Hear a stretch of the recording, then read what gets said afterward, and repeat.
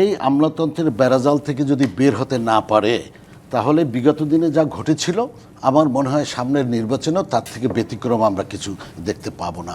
একই আমলাতন্ত্রের বেড়াজালে এই সরকারও আবদ্ধ হয়ে আছে বা কোনো পরিবর্তন দেখছি না আমরা, তাহলে সেটা হবে জাতির জন্য অত্যন্ত দুঃখজনক। প্রকৌশলী ইকবাল হোসেন তাপস, আমলাতন্ত্রের কাছে আত্মসমর্পণ করেছে সরকার, টিআইবি রিপোর্ট সেই কথা বলল, অর্থাৎ এই আমলাতন্ত্র থেকে এবং আমলাতন্ত্র সরকারের হয়ে কাজ করবে এই পরাধীনতা থেকে আসলে মুক্তি পেতে চেয়েছিল বাংলাদেশ, এবং সে কারণে একটি বিশাল গণ অভ্যুত্থানও দেখলাম আমরা। এরপরেও এই অন্তর্বর্তী সরকারের আমলেও যখন টিআইবি রিপোর্টে এমন প্রসঙ্গ উঠে আসে, তখন আসলে এই আমলাতন্ত্র দিয়ে সামনের নির্বাচনকে আপনারা কিভাবে দেখছেন? দেখেন, বাংলাদেশ বরাবরই আমলাতন্ত্রের জালের মাঝে আটকে ছিল এবং সেই আমলাতন্ত্রকে পুঁজি করে বিগত দিনের সরকার যে রাষ্ট্র পরিচালনা করেছিলেন সেই আমলাদের ঘাড়ের উপরে বসি যত অপকর্ম আছে সব করেছেন। সেই আমলাতন্ত্র এমন একটি শক্ত বেড়াজাল, সেটাকে আমরা ভেবেছিলাম যে জুলাই আন্দোলনের পরে এটা ভাঙা সম্ভব হবে।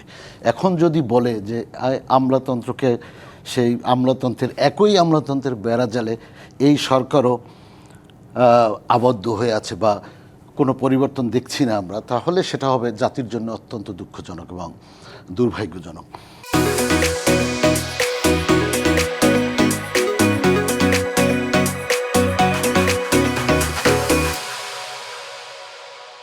এটা না পারার পিছনে কিছু কারণ থাকতে পারে, যেমন দেশটাকে তো আমলারা চালায়, কিন্তু তার পিছনের যে শক্তি সেটা হলো রাজনৈতিক শক্তি।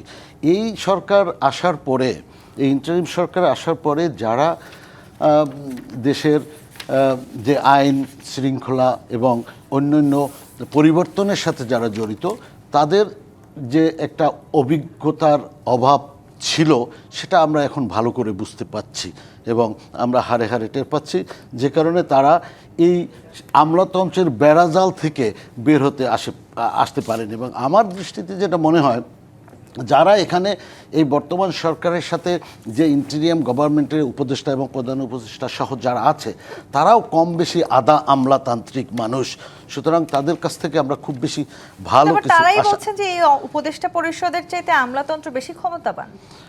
হ্যাঁ, সেটা হতেই পারে, কারণ তারা যেহেতু রাজনৈতিক ব্যক্তিত্ব না এবং তারাও আমলা না, তারা আধা আমলা, সুতরাং যারা আমলা এবং রাজনৈতিক ব্যক্তিত্ব যেহেতু তারা নয়, সুতরাং তাদের শক্তি তাদের থেকে বেশি হতেই পারে এবং এটা আমাদের জন্য দুর্ভাগ্যজনক। আমরা আশা করিনি তাদের কাছ থেকে এই ধরনের একটি উক্তি।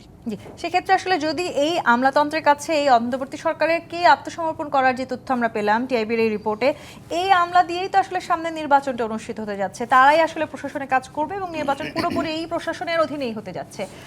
সেই নির্বাচনে আসলে জাতীয় পার্টি কতখানি অংশগ্রহণ করতে পারবে সেটি নিয়েও শঙ্কা আছে, যদিও আপনাদের তরফ থেকে বলা হয়েছে প্রায় 70টি আসনে হয়তো জাতীয় পার্টি নিশ্চিত জয় পেতে পারে, কিন্তু সামনের নির্বাচনকে তাহলে জাতীয় পার্টি কীভাবে মূল্যায়ন করবে যদি এই প্রশাসনের অধীনে নির্বাচনটা হয়? আপনারা দেখেন, এই আমলাতন্ত্রের বেড়াজাল থেকে যদি বের হতে না পারে তাহলে বিগত দিনে যা ঘটেছিল আমার মনে হয় সামনের নির্বাচনেও তার থেকে ব্যতিক্রম আমরা কিছু দেখতে পাবো না, কারণ এই আমলাদের অধীনে নির্বাচন হচ্ছে এবং আপনি দেখেন সেখানে এই দুটি দল, যেমন আমার পাশে বসে আছেন জামাত ইসলামের একজন নেতা এবং তার পাশে বসে আছেন বিএনপির নেত্রী, ওনারাই তো এই সরকারের সাথে আমি মনে করি এই সরকারের যে ক্ষমতা, এই সরকারের সাথে ওনারা জড়িত এবং ওনাদের মাধ্যমে এই সরকার পরিচালিত হচ্ছে বলে আমার কাছে মনে হচ্ছে। সরকারের সাথে আপনারা জড়িত ছিলেন, সেই অভিযোগ আছে, সেই সময় দুর্নীতির মাস্টার প্ল্যান হয়েছিল।